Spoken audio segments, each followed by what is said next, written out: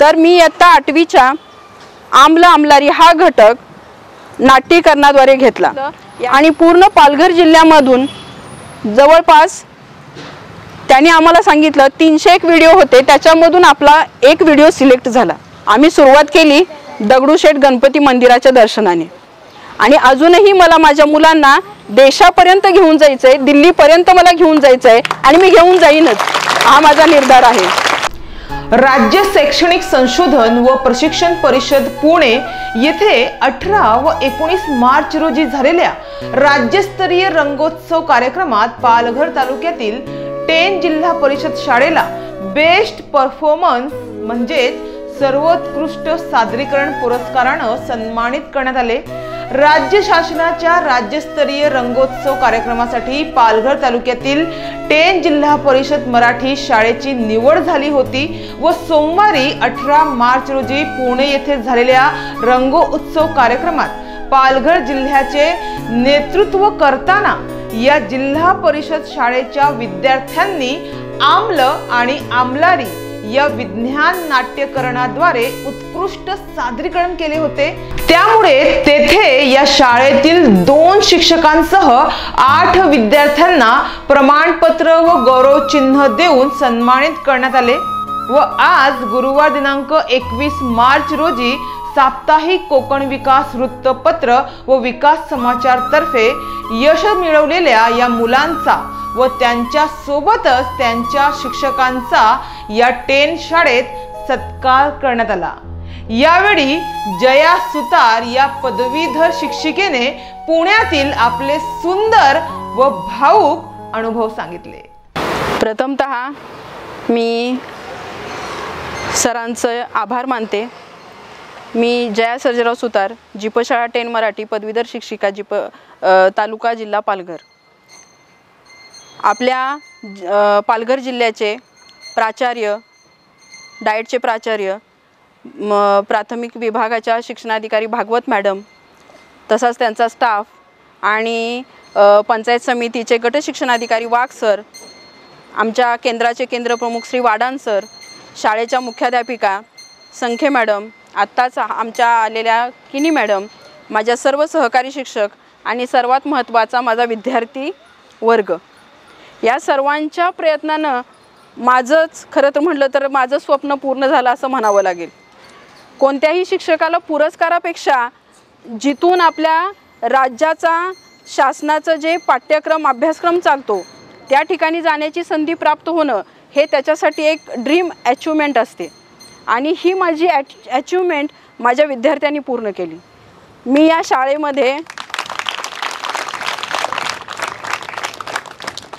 शाळेमध्ये 2014 रोजी आली। विज्ञान पदवीधर शिक्षिका म्हणून मी या शाळेमध्ये आली। आल्यानंतर इयत्ता 6वी ते 8वीच्या वर्गांवरती विज्ञान हा विषय देण्यात आला।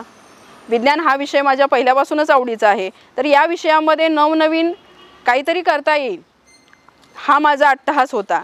तर ज्यावेळी मी आत्ताच भोपाळचं रंगमंच प्रशिक्षण केल्यानंतर मला त्याच्यामधून अजून प्रेरणा मिळाली की आपण विज्ञान या विषयामध्ये जर नाट्यीकरण घेतलं, विज्ञान हा विषय तसा तर प्रयोग घेऊनच सिद्ध करावा लागतो, पण विज्ञान हा विषय जर का मुलांना आणखीन जर का रंजक पद्धतीनं जर का द्यायचं असेल, काही मुलं सर्व मुलं एकसारख्या क्षमतेची नसतात, काही मुलांना समजण्यासाठी थोडा वेळ लागतो, मग अशा मुलांसाठी जर का आपण वेगळी पद्धत वापरली तर याचा नक्की फायदा होईल। मग यासाठी मी विज्ञानमध्ये नाट्यीकरण हे घेतलं। तसं तर पहिल्यापासून चालूच असतं। थोडक्यात आपल्या पहिला परिसर अभ्यासामध्ये इयत्ता 3री-4थी पासून ज्ञानेंद्रिय हा घटक आहे। तर ज्ञानेंद्रियामध्ये जर का एका विद्यार्थ्याला कान बनवला, एका विद्यार्थ्याला डोळे बनवलं, एका विद्यार्थ्याला जीभ बनवलं, एका विद्यार्थ्याला त्वचा बनवलं, एका विद्यार्थ्याला स्पर्श ज्ञानच दिलं, तर ते जर का आपापसामध्ये बोलल्यानंतर मुलांना नाट्यीकरणाद्वारे खूप छान हा घटक समजतो। तर मी इयत्ता 8वीच्या आम्ल आमलारी हा घटक नाट्यीकरणाद्वारे घेतला। याच्यामध्ये माझ्या इयत्ता 8वीमधले विद्यार्थी तुषार अजय पाडेकर, अंजली रवींद्र भोपी, कुच्छिया अकबर खान, अरहान मुस्ताकिन खाटीक, ईशान संतोष धानवा, आणि इयत्ता 7वी मधल्या पौर्णिमा आणि अश्विनी यांनी अतिशय सुंदर असं तिथं सादरीकरण केलं. हा राज्यस्तरीय रंगोत्सव जो कार्यक्रम होता हा मुलांच्या बुद्धिमत्तेच्या रंगाचा कार्यक्रम होता. ही संकल्पना यावर्षीच त्यांनी अंमलात आणली. त्यांना खरं तर याच्यामध्ये स्पर्धा घ्यायच्या आहेत. त्यांनी आम्हाला एक लिंक पाठवली आणि त्यांनी सांगितलं तुम्ही अध्यापन करता त्यावेळी मुलं अनुभवातून कसं शिक्षण घेतात हे तुम्ही आम्हाला त्याचा व्हिडिओ पाठवा. मग त्याच्यामध्ये मी जे घेतलं होतं मी तेच फक्त मुलांना तिथं सादर करायला सांगितलं आणि पूर्ण पालघर जिल्ह्यामधून जवळपास त्यांनी आम्हाला सांगितलं 301 व्हिडिओ होते, त्याच्यामधून आपला एक व्हिडिओ सिलेक्ट झाला. पालघर जिल्ह्यामधल्या एवढ्या 8 तालुक्यांमधल्या एवढ्या शाळांमधून आपल्या शाळेचं तिथं सिलेक्शन झालं. त्यावेळी अक्षरशः माझ्या डोळ्यामध्ये पाणी आलं की आपण काहीतरी केलं आहे आणि आपण प्रामाणिकपणे करतो आहे. ते मुलांकडून सादरीकरण होऊन त्याचा चीज झालेला आहे. आणि ज्यावेळी मला हा संदेश मिळाला मी तत्काळ आमच्या मॅडमना सांगितलं, आमचे वरिष्ठ अधिकारी आहेत त्यांना कळवलं आणि त्यांच्या मार्गदर्शनाने मला कार्यमुक्ती मिळाली. आणि मी आणि माझ्या सहशिक्षिका पल्लवी जोशी मॅडम आम्ही मुलांना घेऊन आमचा ताफा निघाला 17 मार्चला आमचा ताफा निघाला. इथून मुलांना घेऊन छानपैकी आम्ही पुण्यामध्ये गेलोत. गेल्यानंतरचा तिथला अनुभव इतका सुंदर होता ना की ज्याची आपण वाट बघतो, जे स्वप्न बघतो त्या स्वर्गामध्ये पाऊल ठेवताना अंगावरती शहारे येत होते. आम्ही तिथं पोहोचायला आम्हाला रात्रीचे 8 वाजले. पण गेल्यानंतर तिथं आम्हाला इतकी सुंदर अशी निवासाची सोय होती, छान अशी भोजनाची सोय होती. कुठेही मुलांना काहीही कमी पडू नये याच्यासाठी तिथले सर्व प्रशासक स्वतः जातीनं लक्ष देऊन काळजी घेत होते. आणि दुसरा दिवस होता आमच्या सादरीकरणाचा. आम्ही सुरुवात केली दगडूशेठ गणपती मंदिराच्या दर्शनाने. प्रथम आम्ही गणपती मंदिराचं दर्शन घेतलं आणि मग आम्ही सादरीकरणासाठी महात्मा फुले सभागृहामध्ये पोहोचल्यानंतर तिथं आलेली प्रत्येक जिल्ह्यातली मुलं बघून 3री पासूनची मुलं होती तिथं. ती मुलं बघून इतका आनंद म्हणजे इतकं छान वाटत होतं की ह्या मुलांचं किती नशीब असेल की ही मुलं आत्ता ह्या वयामध्ये इथं आलेली आहेत. या वयामध्ये म्हणजे बघा त्यांचं वय 6-7 वर्षाची जी मुलं आहेत ती तिथं आत्ता पोहोचलेत आणि तिथं पोहोचायला आमची हे वय आलेलं आहे. आम्ही वयाची निम्मी गाठली असेल आम्हाला तिथं पोहोचेपर्यंत. पण खूप सुंदर असा राज्य शासनाचा हा जो प्लॅटफॉर्म त्यांनी आम्हाला हे करून दिलेला होता. त्याच्यानंतर पद्मजा मॅडम यांनी सर्वांचं उपस्थितांचं स्वागत केलं आणि लगेच सादरीकरणाला सुरुवात झाली. प्रथम होता कोल्हापूर जिल्हा, नंतर सांगली जिल्हा, बीड, परभणी, त्यानंतर होता आपला पालघर. इतकं सुंदर सादरीकरण होतं. मुलं स्वतः, शिक्षक आणि विद्यार्थी. आतापर्यंत काय होत होतं फक्त विद्यार्थी सादरीकरण करत होते, पण आता त्यांची संकल्पना आहे की विद्यार्थ्यांसोबत शिक्षकही अध्यापन करतायत आणि त्याच्यामध्ये मिसळून जात आहेत हे त्यांना दाखवायचं होतं. आमचा घटक होता विज्ञान नाट्यकरणाद्वारे.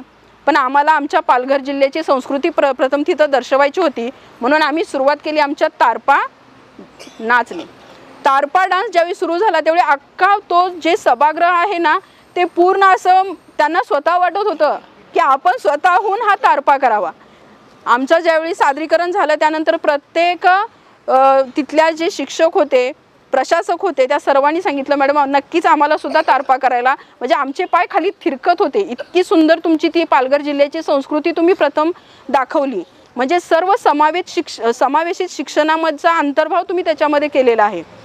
आणि त्यानंतर आम्ही सादरीकरण केल्यानंतर मुलांचा तो परफॉर्मन्स बघून सुद्धा तिथल्या प्रशासकांना, पर्यवेक्षकांना त्यांनी खूप छान असे उद्गार काढले आणि सांगितलं खरंच म्हणजे पालघर जिल्ह्यामधून आदिवासी भागामधून तुम्ही मुलं इथंपर्यंत घेऊन आला.